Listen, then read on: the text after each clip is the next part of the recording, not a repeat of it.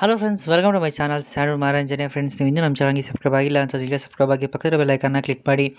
ಶ್ರಾವಣಿ ಸುಬ್ರಹ್ಮಣ್ಯ ಧಾರಾವಾಹಿಯ ಶುಕ್ರವಾರದ ಸಂಚಿಕೆಯಲ್ಲಿ ಮೊದಲಿಗೆ ಶ್ರಾವಣಿ ಸುಬ್ಬು ಯೂನಾ ಮತ್ತು ಶ್ರೀವಲ್ಲಿ ವಿಷಯ ನಿನಗೂ ಗೊತ್ತಾ ಅಂತ ಕೇಳ್ತಾರೆ. ಆಗ ಸುಬ್ಬು ಹೌದು ಮೇಡಮ್, ಅವತ್ತು ಅಲ್ಲಿ ನಿಂತ್ಕೊಂಡು ಇವನು ಆ ವಿಷಯನ ಹೇಳ್ದ. ಇವನು ಪ್ರೀತಿ ಮಾಡ್ತಿರೋದು ನಮ್ಮ ಶ್ರೀವಲ್ಲಿನೇ ಅಂತ ಹೇಳಿ ಶ್ರಾವಣ್ ಕಿವಿ ಹಿಂಡ್ತಾರೆ. ಆಗ ಶ್ರಾವಣಿ ಏನೋ ನಿನ್ನ ಶ್ರೀವಲ್ಲಿನ ಅಂತ ಹೇಳಿ ಸುಬ್ಬು ಕಿವಿನ ಹಿಂಡ್ತಾರೆ. ಅಯ್ಯೋ ಬಿಡಿ ಮೇಡಮ್, ಎಲ್ಲ ಕಡೆ ನೋವ್ತಿದೆ ಅಂತ ಹೇಳ್ತಾರೆ. ನೋಡು ಸುಬ್ಬು, ಆಗ ಶ್ರಾವಣಿ ನೋಡು ಸುಬ್ಬು, ನಿನ್ನ ಬಾಯಿಯಲ್ಲಿ ನನ್ನ ಹೆಸರು ಮಾತ್ರ ಬರಬೇಕು, ಇಲ್ಲ ಅಂತಂದರೆ ನಿನ್ನ ನಾಲ್ಗೆನ ಸೀಳ್ಬಿಡ್ತೀನಿ ಅಷ್ಟೇ ಅಂತ ಹೇಳ್ತಾರೆ. ಅಯ್ಯೋ ಮೇಡಮ್, ಅದು ಕಿವಿ ನಾಲ್ಗೆ ಅಲ್ಲ, ದಯವಿಟ್ಟು ಬಿಟ್ಬಿಡಿ ನನ್ನ ಅಂತ ಸುಬ್ಬು ಕಿರ್ಚ್ಕೊತಾರೆ. ಆಗ ಶ್ರಾವಣಿ ಕಿವಿನ ಬಿಡ್ತಾರೆ. ಸುಬ್ಬು, ನಾನು ಮಾತ್ರ ನಿನ್ನೋಳು, ಅರ್ಥ ಆಯ್ತಾ ಅಂತ ಹೇಳ್ತಾರೆ. ಆಗ ಸುಬ್ಬು ಹೌದು ಮೇಡಮ್, ನೀವು ನನ್ನೋರು, ನಾವು ನಿಮ್ಮೋರು, ನಮ್ಮಿಬ್ಬರು ಮಧ್ಯೆ ಯಾರೂ ಬರೋದಿಲ್ಲ ಅಂತ ಹೇಳ್ತಾರೆ. ಆಗ ಶ್ರವಣ್ ಶ್ರೀವಲ್ಲಿ ನಮ್ಮೋರು ಅಂತ ಹೇಳ್ತಾನೆ. ಆಗ ಸುಬ್ಬು ಆಯಿತು, ನಿಮ್ಮಿಬ್ಬರು ಮಧ್ಯೆ ಕೂಡ ಯಾರೂ ಬರೋದಿಲ್ಲ ಅಂತ ಹೇಳ್ತಾರೆ. ಆಗ ಶ್ರಾವಣಿ ಸುಬ್ಬು, ನಿನ್ನ ಬಾಯಲ್ಲಿ ನನ್ನ ಹೆಸರು ಬಿಟ್ಟು ಬೇರೆ ಯಾರ ಹೆಸರು ಕೂಡ ಬರಬಾರ್ದು ಅಂತ ಹೇಳ್ತಾರೆ. ಆಗ ಸುಬ್ಬು ಮೇಡಮ್, ಬರೀ ಬಾಯಲ್ಲಿ ಮಾತ್ರ ಅಲ್ಲ, ನನ್ನ ಮನಸ್ಸಲ್ಲಿ, ಹೃದಯದಲ್ಲಿ, ಉಸಿರಲ್ಲಿ, ರಕ್ತದ ಕಣಕಣಗಳಲ್ಲೂ ನಿಮ್ಮ ಹೆಸರೇ ಇದೆ ಮೇಡಮ್ ಅಂತ ಹೇಳ್ತಾರೆ. ಆಗ ಶ್ರಾವಣಿ ಏನೋ ಮೇಡಮ್ ಅಂತನಾ ಅಂತ ಕೇಳ್ತಾರೆ. ಆಗ ಸುಬ್ಬು ಮೇಡಮ್ ಅಂತ ಅಲ್ಲ, ಶ್ರಾವಣಿ ಅಂತ ಹೇಳಿ ಶ್ರಾವಣಿನೇ ನೋಡ್ತಿರ್ತಾರೆ. ಅವರು ಕೂಡ ಸುಬ್ಬುನೇ ನೋಡ್ತಿರ್ತಾರೆ. ಆಗ ಶ್ರಾವಣಿ ಇದೇನಪ್ಪ, ನನ್ನ ಲವ್ ಸ್ಟೋರಿಗೆ ಇವರಿಬ್ಬರು ಸಹಾಯ ಕೇಳೋಣ ಅಂತ ಬಂದರೆ ಇಲ್ಲಿ ಇವರಿಬ್ಬರು ಲವ್ ಸ್ಟೋರಿನೇ ಶುರು ಆಗ್ತಿದೆಯಲ್ಲ. ಶ್ರಾವಣಿ ಬ್ರೋ ಪ್ಲೀಸ್, ಹೇಗಾದರೂ ಮಾಡಿ ನೀವಿಬ್ಬರು ನನ್ನ ಪ್ರೀತಿಗೆ ಸಹಾಯ ಮಾಡಿ ನನ್ನ ಮತ್ತು ಶ್ರೀವಲ್ಲಿನ ಒಂದು ಮಾಡಬೇಕು ಅಂತ ಹೇಳ್ತಾರೆ. ಆಗ ಶ್ರಾವಣಿ ಯೋಚನೆ ಮಾಡೋಣ ಅಂತ ಹೇಳ್ತಾರೆ. ಅಲ್ಲಿವರೆಗೂ ನಾನೇನು ಮಾಡಲಿ ಅಂತ ಶ್ರಾವಣ್ ಕೇಳ್ತಾರೆ. ಆಗ ಸುಬ್ಬು ಒಂದು ಕಾಯಬೇಕು, ಇಲ್ಲ ಅಂತಂದರೆ ಸಾಯಬೇಕು ಅಂತ ಹೇಳ್ತಾರೆ. ಆಗ ಶ್ರಾವಣ್ ಬೇಕಾದರೆ ಸಾಯ್ತೀನಿ, ನನ್ನ ಕೈಲಂತೂ ಕಾಯೋಕ್ಕಾಗೋದಿಲ್ಲ ಅಂತ ಹೇಳ್ತಾರೆ. ಆಗ ಶ್ರಾವಣಿ ಪಾಪ ಸುಬ್ಬು ಬೇಡ್ಕೊತಿದ್ದಾನೆ ಅಂತ ಹೇಳ್ತಾರೆ. ಆಗ ಸುಬ್ಬು ಪ್ರೀತಿನ ಬೇಡ್ಕೊಬಾರ್ದು, ಪಡ್ಕೊಬೇಕು ಅಂತ ಹೇಳ್ತಾರೆ. ಆಗ ಶ್ರಾವಣಿ ಸರಿ, ನಿಮ್ಮಿಬ್ಬರು ಪ್ರೀತಿಗೆ ನಾವು ಸಹಾಯ ಮಾಡ್ತೀವಿ ಅಂತ ಹೇಳ್ತಾರೆ. ಆಗ ಸುಬ್ಬು ಆದರೆ ಶ್ರೀವಲ್ಲಿಯವರಮ್ಮ ಇಂದ್ರಮ್ಮ ಅಂತ ಇದ್ದಾರೆ ಗೊತ್ತಾ, ಅವ್ರು ಸ್ವಲ್ಪ ಘಾಟಿ ಹೆಂಗಸು, ಅವ್ರನ್ನ ದಾರಿಗೆ ತರೋದು ತುಂಬಾ ಕಷ್ಟ ಅಂತ ಹೇಳ್ತಾರೆ. ಆಗ ಶ್ರವಣ್ ಬ್ರೋ, ನೀವು ಅವ್ರ ಬಗ್ಗೆ ಯೋಚನೆ ಮಾಡಬೇಡಿ, ಆಲ್ರೆಡಿ ಅವ್ರನ್ನ ನೈಸ್ ಮಾಡಿ ನಾನು ದಾರಿಗೆ ತಂದುಬಿಟ್ಟಿದ್ದೀನಿ ಅಂತ ಹೇಳ್ತಾರೆ.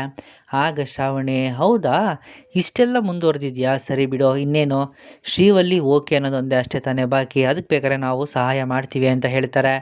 ಆಗ ಸುಬ್ಬು ಆಯ್ತಾಯಿತು, ಏನಾದರೂ ಒಂದು ಪ್ಲ್ಯಾನ್ ಮಾಡಿದ್ರೆ ಆಯಿತು ಅಂತ ಹೇಳ್ತಾರೆ. ಸುಬ್ಬು ಮತ್ತು ಶ್ರಾವಣಿ ಮಾತು ಕೇಳಿ ಶ್ರವಣ್ಗೂ ಖುಷಿಯಾಗುತ್ತೆ. ಮತ್ತೆ ಇಲ್ಲಿ ಪದ್ದು ವಿಶಾಲ್ ಇಬ್ಬರು ಕೂಡ ದೇವ್ರ ಮನೇಲಿ ಇರ್ತಾರೆ. ಸುಬ್ಬು ಶ್ರಾವಣಿ ಕೂಡ ಅಲ್ಲಿಗೆ ಬರ್ತಾರೆ. ಶ್ರಾವಣಿ ಅಮ್ಮ ಬನ್ನಿ ದೀಪ ಹಚ್ಚಿ ದೇವ್ರಿಗೆ ಪೂಜೆ ಮಾಡಿ ಅಂತ ವಿಶಾಲು ಹೇಳ್ತಾರೆ. ಆಗ ಶ್ರಾವಣಿ ಅಲ್ಲತ್ತೆ, ಇಷ್ಟೊತ್ತಲ್ಲಿ ಪೂಜೆ ಮಾಡು ಅಂತ ಹೇಳ್ತಿದ್ದೀರಾ, ಏನು ವಿಷಯ ಅಂತ ಕೇಳ್ತಾರೆ. ಆಗ ಪದ್ದು ಕಾರಣ ಇದೆ ಶ್ರಾವಣಿ ಅಮ್ಮ, ನೀವು ಇಷ್ಟು ದಿನ ಪೂಜೆ ಮಾಡಿದ್ದೇ ಬೇರೆ, ಆದರೆ ಇವತ್ತಿನ ಈ ಶುಭ ಮುಹೂರ್ತದಲ್ಲಿ ಪೂಜೆ ಮಾಡೋದೇ ಬೇರೆ ಅಂತ ಹೇಳ್ತಾರೆ. ಆಗ ಸುಬ್ಬು ಏನು ಮಾತಾಡದೆ ಸುಮ್ಮನೆ ನಿಂತಿರ್ತಾರೆ. ಆಗ ಪದ್ದು ಇಷ್ಟು ದಿನ ನಿಮ್ಮ ಮದುವೆ ಬಗ್ಗೆ ಮಾತ್ರ ಅಲ್ಲ, ನಿಮ್ಮ ಮನಸ್ಸುಗಳ ಬಗ್ಗೆ ಕೂಡ ನಮಗೆ ಚೆನ್ನಾಗಿ ಅರ್ಥ ಆಗಿದೆ ಅಂತ ಹೇಳ್ತಾರೆ. ಆಗ ಸುಬ್ಬು ಅಪ್ಪ ಇವಾಗ ಆ ವಿಷಯ ಎಲ್ಲ ಯಾಕೆ ಅಂತ ಕೇಳ್ತಾರೆ. ಆಗ ಶ್ರಾವಣಿ ಪರವಾಗಿಲ್ಲ ಬಿಡು ಸುಬ್ಬು, ನಮ್ಮ ಮನಸ್ಸಲ್ಲಿರೋ ಪ್ರೀತಿನ ಹೇಳ್ಕೊಳ್ಳೋದಕ್ಕೆ ನಾವು ಇಷ್ಟು ದಿನ ತೊಗೊಂಡಿದ್ದೀವಿ, ಈಗ ಅವರು ಕೂಡ ಮಾತಾಡಲಿ ಅಂತ ಹೇಳ್ತಾರೆ. ಆಗ ವಿಶಾಲು ಶ್ರಾವಣಿ ಅಮ್ಮ ಚಿಂದ ಅಂತ ಮಾತಾಡಿದ್ರೆ, ಇಷ್ಟು ದಿನ ಮದುವೆ ಆಗಿದ್ರು ಕೂಡ ನೀವಿಬ್ಬರು ಒಬ್ರಿಗೊಬ್ರು ಪ್ರೀತಿನ ಹೇಳ್ಕೊಂಡಿರಲಿಲ್ಲ, ಆದರೆ ಇವಾಗ ಒಬ್ರಿಗೊಬ್ರು ಪ್ರೀತಿನ ಹೇಳ್ಕೊಂಡಿದ್ದೀರಾ ಅಂತಂದಮೇಲೆ ಈ ಜೋಡಿ ಒಂದಾಗಬೇಕಲ್ವಾ ಅಂತ ಹೇಳ್ತಾರೆ. ಆಗ ಪದ್ದು ಅದಕ್ಕೆ ಮದುವೆಗೆ ಮಾತ್ರ ಅಲ್ಲ, ಇಂಥ ಒಂದು ಮುಹೂರ್ತಕ್ಕೂ ಕೂಡ ಶುಭ ಮುಹೂರ್ತನ ಫಿಕ್ಸ್ ಮಾಡಿ ಕಾರ್ಯಗಳನ್ನ ಮುಂದುವರಿಸ್ಬೇಕು ಅಂತ ಹೇಳ್ತಾರೆ. ಆಗ ಶ್ರಾವಣಿ ಏನು ಶುಭ ಮುಹೂರ್ತ ಮತ್ತು ಕಾರ್ಯಗಳ, ನನಗೇನು ಅರ್ಥ ಆಗ್ತಿಲ್ವಲ್ಲ ಅಂತ ಕೇಳ್ತಾರೆ. ಆಗ ವಿಶಾಲು ಎಲ್ಲ ಅರ್ಥ ಆಗುತ್ತೆ ಶ್ರಾವಣಿ ಅಮ್ಮ, ಮೊದಲು ಪೂಜೆ ಮಾಡಿ ಅಂತ ಹೇಳ್ತಾರೆ. ಶ್ರಾವಣಿ ಪೂಜೆ ಮಾಡಿ ಎಲ್ರಿಗೂ ಮಂಗಳಾರತಿ ಕೊಡ್ತಾರೆ. ಸುಬ್ಬು ಮತ್ತು ಶ್ರಾವಣಿ ಇಬ್ಬರು ಕೂಡ ಪದ್ದು ವಿಶಾಲು ಕಾಲಿಗೆ ಬಿದ್ದು ಆಶೀರ್ವಾದ ತಗೋತಾರೆ. ಮತ್ತು ಇಲ್ಲಿ ಕಾಂತಮ್ಮ ಮತ್ತು ಭಾವ ಇಬ್ಬರು ಕೂಡ ಹಾಲಲ್ಲಿ ಕೂತಿರ್ತಾರೆ. ನಾನು ಹೇಳಿದ್ದೆಲ್ಲ ನೆನಪಿದೆ ತಾನೇ ಅಂತ ಕಾಂತಮ್ಮ ಕೇಳ್ತಾರೆ. ಆಗ ಭಾವ ಹೌದೌದು, ಮಹಾಲಕ್ಷ್ಮಿ ಅಕೌಂಟ್ಗೆ ಬಂದಿದ್ದಾಳೆ ತಾನೇ ಅಂತ ಕೇಳ್ತಾರೆ. ಆಗ ಕಾಂತಮ್ಮ ಅವಳು ಆಲ್ರೆಡಿ ಬಂದಾಯಿತು. ವಿಶಾಲು, ಅನಂತ ಶಯನ, ಪದ್ಮನಾಭ ಎಲ್ಲರೂ ಏನು ಮಾಡ್ತಿದ್ದೀರಾ, ಮಕ್ಕಳಿಗೆ ಮುಹೂರ್ತ ಫಿಕ್ಸ್ ಮಾಡಬೇಕು, ಮುಹೂರ್ತ ಮೀರೋಗ್ತಿದೆ, ಬೇಗ ಬನ್ನಿ ಅಂತ ಕೂಗ್ತಾರೆ. ಆಗ ಪದ್ದು ಹೌದೌದು, ಇದಕ್ಕೆ ಶುಭ ಮುಹೂರ್ತ ನೋಡಬೇಕಲ್ವಾ, ಅದಕ್ಕೆ ಅಂತಲೇ ಭಾವ ಬಂದಿದ್ದಾರೆ, ಬನ್ನಿ ಬನ್ನಿ ಅಂತ ಹೇಳಿ ಅಲ್ಲಿಂದ ಹೋಗ್ತಾರೆ. ಆಗ ವಿಶಾಲು ಅಲ್ಲ, ಬರೀ ಮದುವೆಗೆ ಮಾತ್ರ ಶುಭ ಮುಹೂರ್ತ ನೋಡಿದ್ರೆ ಸಾಲಲ್ಲ, ಇಂಥ ಒಂದು ಕಾರ್ಯಕ್ರಮಕ್ಕೂ ಕೂಡ ಶುಭ ಮುಹೂರ್ತ ನೋಡಬೇಕು ಶ್ರಾವಣಿ ಅಮ್ಮ, ಆವಾಗಲೇ ನಮ್ಮನೆಗೆ ಒಳ್ಳೆ ಮೊಮ್ಮಗು ಬರೋದು ಇವಾಗಾದ್ರೂ ಅರ್ಥ ಆಯ್ತಾ, ಬನ್ನಿ ಬನ್ನಿ ಅಂತ ಹೇಳಿ ಅವರು ಕೂಡ ಅಲ್ಲಿಂದ ಹೋಗ್ತಾರೆ. ಆಗ ಶ್ರಾವಣಿ ಬೇಕು ಬೇಕು ಅಂತಾನೆ ಸುಬ್ಬು ನಮ್ಮ ಮದುವೆ ಏನೋ ಶಾಸ್ತ್ರೋಕ್ತವಾಗಿ ಆಯ್ತಲ್ವಾ, ಇವಾಗ ಇವರು ಯಾವ ಶಾಸ್ತ್ರದ ಬಗ್ಗೆ ಮಾತಾಡ್ತಿದ್ದಾರೆ ಅಂತ ಕೇಳ್ತಾರೆ. ಆಗ ಸುಬ್ಬು ಅದೇ ಮೇಡಮ್ ಅದಾಗಿ ಇದಾಗಿದೆ ಅಲ್ವಾ, ಇದಾದಮೇಲೆ ಇದನ್ನು ಮಾಡಲೇಬೇಕಲ್ವಾ ಅಂತ ಹೇಳ್ತಾರೆ. ಆಗ ಶ್ರಾವಣಿ ಅರ್ಥ ಆಯಿತು ಸುಬ್ಬು ನಡಿ ಅಂತ ಹೇಳ್ತಾರೆ. ಸುಬ್ಬು ಅಲ್ಲಿಂದ ಹೋಗ್ತಾರೆ.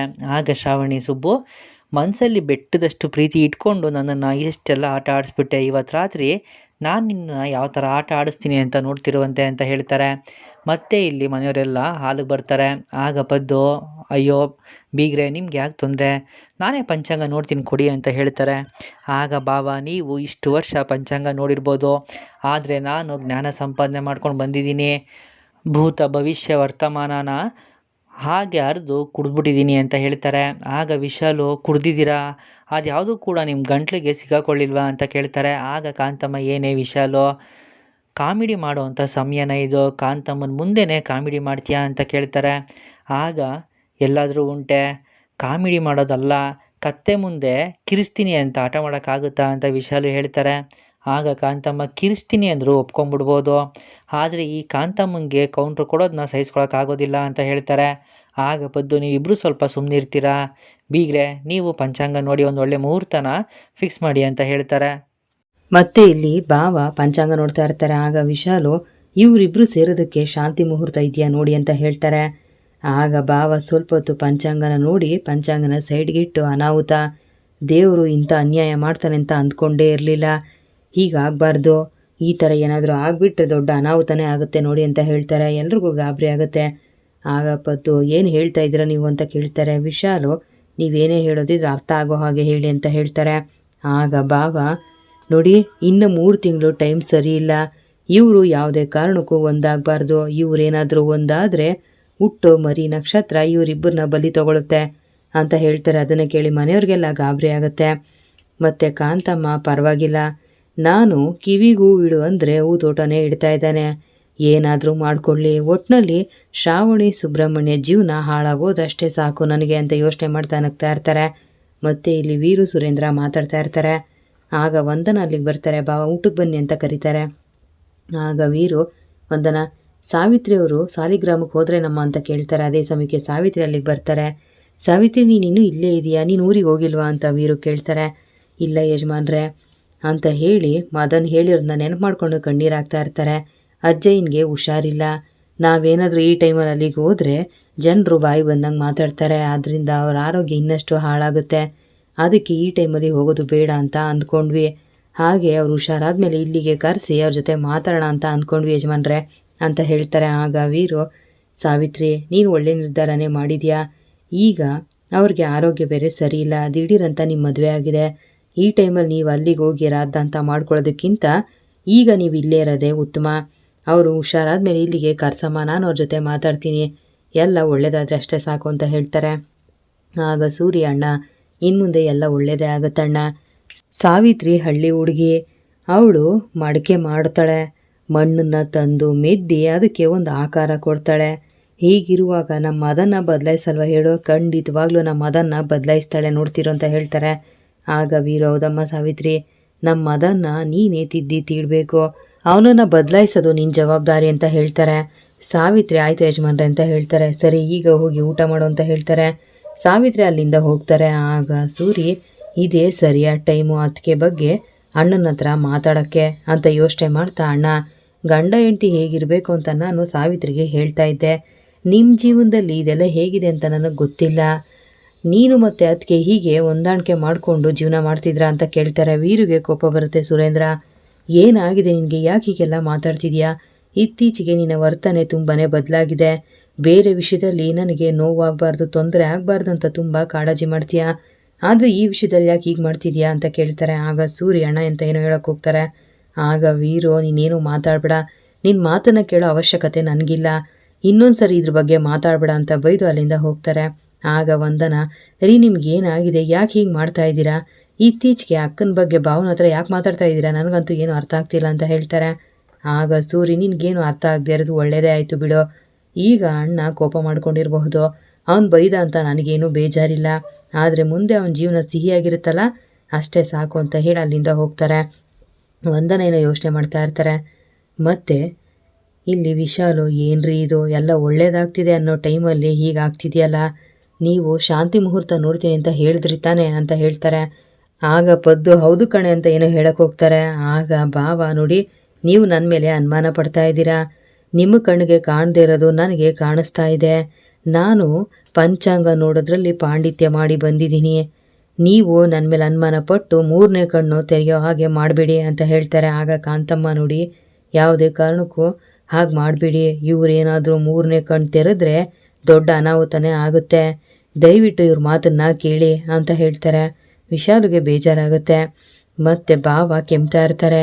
ಯಾಕ್ರಿ ಒಂದೇ ಸಮ ಮಾತಾಡೋಕೆ ಹೋಗ್ತೀರ ನೀವು, ನೀರು ತೊಗೊಂಡು ಬರ್ತೀನಿ ರೀ ಅಂತ ಹೇಳಿ ಅಡುಗೆ ಮನೆ ಒಳಗಡೆ ಹೋಗ್ತಾರೆ. ನೀರು ತೊಗೊಂಡು ಬಂದು ಭಾವನಿಗೆ ಕುಡಿಸ್ತಾರೆ. ನೋಡಿ, ನನ್ನ ಮಾತಿನ ಮೇಲೆ ನಂಬಿಕೆ ಇಲ್ಲದೆ ನೀವೇನಾದರೂ ಮುಂದುವರೆದ್ರೆ ತುಂಬ ದೊಡ್ಡ ಅನಾಹುತ ಆಗುತ್ತೆ. 3 ತಿಂಗಳು ಇವರು ಸೇರೋ ಹಾಗಿಲ್ಲ, ಒಂದು ವೇಳೆ ಸೇರಿದ್ರೆ ದೊಡ್ಡ ಅನಾಹುತನೇ ಆಗುತ್ತೆ. ಇವರು ಸುಖವಾಗಿರಲ್ಲ, ಇವ್ರ ಜೀವನದಲ್ಲಿ ಅಲ್ಲೋಲ ಕಲ್ಲೋಲ ಆಗುತ್ತೆ ಅಂತ ಏನೋ ಹೇಳಕ್ಕೆ ಹೋಗ್ತಾರೆ. ಸಾಕು, ನಿಮ್ಮ ಮಾತು ಕೇಳ್ತಾ ಇದ್ರೆ ಈಗಲೇ ಕೈಕಾಲೆಲ್ಲ ನಡುಗ್ತಾ ಇದೆ, ಇನ್ನೇನು ಕೇಳೋ ಪರಿಸ್ಥಿತಿಲಿ ನಾವಿಲ್ಲ ರೀ. ಮಕ್ಕಳಿಗೆ ಒಳ್ಳೇದಾಗಬೇಕು ಅಂತ ನಾವು ಯಾವಾಗಲೂ ಬಯಸ್ತೀವಿ. ನಾವೇನೋ ಮಾಡೋಕ್ಕೋಗಿ ಅದರಿಂದ ಮಕ್ಕಳಿಗೆ ತೊಂದರೆ ಆಗಬಾರ್ದು ಅಲ್ವಾ. ಇನ್ನು 3 ತಿಂಗಳು ಇವರು ದೂರನೇ ಇರಲಿರಿ ಅಂತ ವಿಶಾಲು ಹೇಳ್ತಾರೆ. ಪದ್ದುಗೆ ಬೇಜಾರಾಗುತ್ತೆ, ಸುಬ್ಬುಶ್ರವಣಿಗೂ ಬೇಜಾರಾಗುತ್ತೆ, ಕಾಂತಮ್ಮನಿಗೆ ಖುಷಿ ಆಗುತ್ತೆ. ಅಂತೂ ಇಂತೂ 3 ತಿಂಗಳು ನನ್ನ ಕಮಾಯಿಗೆ ಏನೂ ಕಮ್ಮಿ ಇಲ್ಲ. ಇವರಿಬ್ಬರು ದೂರ ಇದ್ದರೆ ಅಷ್ಟೇ ಸಾಕು, ಇವ್ರ ಜೀವನ ಹಾಳಾಗೋದ್ರೆ ನನಗೆ ಒಳ್ಳೆ ಕಮಾಯಿ ಬರುತ್ತೆ ಅಂತ ಯೋಚನೆ ಮಾಡ್ತಾ ಇರ್ತಾರೆ. ಅದೇ ಸಮಯಕ್ಕೆ ಅವ್ರಿಗೊಂದು ಫೋನ್ ಬರುತ್ತೆ. ಮನೆಯವರೆಲ್ಲ ಕಾಂತಮ್ಮನ್ನೇ ನೋಡ್ತಾ ಇರ್ತಾರೆ. ಆಗ ಕಾಂತಮ್ಮ ಫೋನ್ ಬರ್ತಾ ಇದೆ. ನನಗೆ ಫೇಸ್ಬುಕ್ಕಲ್ಲಿ ಒಬ್ಬಳು ಫ್ರೆಂಡ್ ಸಿಕ್ಕಿದ್ದಾಳೆ, ಅವಳೇ ಫೋನ್ ಮಾಡ್ತಾ ಇದ್ದಾಳೆ, ನಾನು ಹೋಗಿ ಅವಳ ಹತ್ರ ಮಾತಾಡ್ಕೊಂಡು ಬರ್ತೀನಿ ಅಂತ ಹೇಳಿ ಫೋನ್ ತಗೊಂಡು ಸೈಡ್ಗೆ ಹೋಗ್ತಾರೆ. ಮನೆಯವ್ರಿಗೆಲ್ಲ ಬೇಜಾರಾಗುತ್ತೆ. ಭಾವ ಮನೆಯವ್ರನ್ನೇ ನೋಡ್ತಾ ಇರ್ತಾರೆ. ಇಲ್ಲಿಗೆ ಶ್ರಾವಣಿ ಸುಬ್ರಹ್ಮಣ್ಯ ಧಾರಾವಾಹಿ ಶುಕ್ರವಾರ ಸಂಚಿಕೆ ಮುಕ್ತಾಯ ಆಗುತ್ತೆ. ಮುಂದೆ ವಿಡಿಯೋಗಾಗಿ ದಯವಿಟ್ಟು ಚಾನಲ್ ಸಬ್ಸ್ಕ್ರೈಬ್ ಮಾಡಿ, ವಿಡಿಯೋನ ಲೈಕ್ ಮಾಡಿ, ಶೇರ್ ಮಾಡಿ. Thank you.